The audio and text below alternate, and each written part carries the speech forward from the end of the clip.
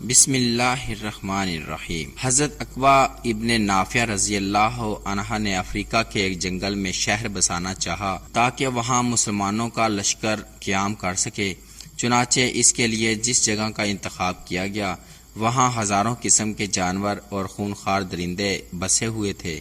حضرت عقبہ بن نافع نے اللہ سے دعا کی، پھر جنگل میں کھڑے ہو کر درندوں سے خطاب فرمایا کہ اے جنگل کے سانپوں اور درندوں، ہم محمد صلی اللہ علیہ وآلہ وسلم کے صحابہ ہیں اور یہاں رہنا چاہتے ہیں، لہٰذا تم یہاں سے کسی اور جنگل میں چلے جاؤ۔